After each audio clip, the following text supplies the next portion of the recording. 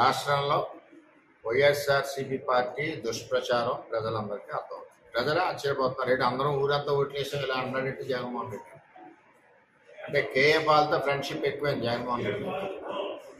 Paul గారు కూడా చెప్తున్నారు కదా, నేను ఎంపీ అయిపోయిన విశాఖపట్నం అసలు కౌంటింగ్ అక్కర్లేదు అంటే ఒక దుష్ప్రచారాన్ని తీసుకెళ్ళి కౌంటింగ్ సమయంలో మరి ప్రాబ్లమ్స్ క్రియేట్ చేసి కౌంటింగ్ ఆపాలని ఒక ఎత్తుగడ, అన్నిటికంట ఉద్యోగస్తులు ఏదైతే ఓట్లు ఉన్నాయో బ్యాలెట్స్ వాటన్నిటి మీద కూడా ఏదో రకంగా ఆ ఓటింగ్ పడకుండా గొడవ చేయాలన్నది ఒక ఆలోచనతో వైఎస్ఆర్సీపీ పార్టీ ఉంది. దానికి కూడా రౌడీ షీటర్లో పోలీసు కేసు ఉన్న వాళ్ళని ఏజెంట్లు పెట్టారు. మేము ఎలక్షన్ ఆఫీసులో ఆర్ఓ గారిని రిక్వెస్ట్ చేస్తున్నాం మీడియా ద్వారా, ఎవరైతే ఏజెంట్లు ఉన్నారో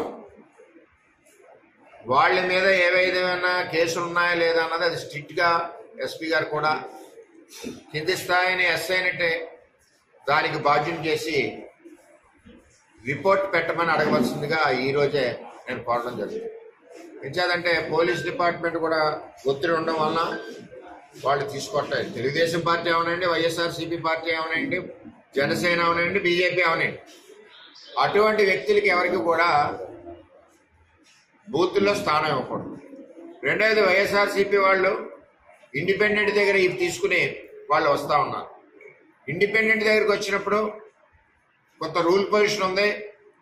వాళ్ళు ఏమి ఖర్చు పెట్టారు ఇప్పటి వరకు ఎలక్షన్లో, ఖర్చు అసలు అయిందా లేదా, ఏమి అవ్వలేదంటే అతను కావాలని వేసినట్లు లెక్క, ఖర్చు అయింది అంటే ప్రజల కోసం వేసినట్లు లెక్క.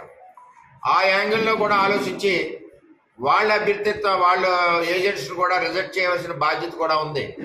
ఎందుకంటే వైసీపీ వాళ్ళు ఒత్తిడితో జనాలను అక్కడ పెంచి ప్రాబ్లం క్రియేట్ చేసి అల్లరి క్రియేట్ చేసి ఆ ఎలక్షన్ కౌంటింగ్ ఆఫీసర్ మీద ఒత్తిడి క్రియేట్ చేసి మరి ఇవన్నిటిని కూడా పోలింగ్ మన ఎంప్లాయీస్ చేసిన ఓటింగ్ ఏదైతే ఉన్నాయో వాటన్నిటి మీద కూడా జరగకుండా చూడాలని దురుద్దేశంతో ఉన్నారు. కానీ అవి జరగదు.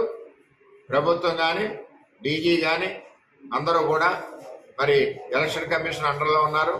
ఏ విధమైన పొరపాట్లు జరిగినా బాధ్యులు వాళ్ళే అవుతారు. కాబట్టి తక్షణ చర్యలు తీసుకోవాలని చెప్పి పిఠాపురం తెలుగుదేశం పార్టీ, ముఖ్యంగా ఇక్కడ జనసేన పార్టీ అధ్యక్షుడు పవన్ కళ్యాణ్ గారు అభ్యర్థి కాబట్టి అతను ఎలక్షన్ ఏదో విధంగా పాడు చేయాలన్న దురుద్దేశం కుట్రతో జగన్మోహన్ రెడ్డి ఉన్నారని చెప్పి తెలియజేస్తారు.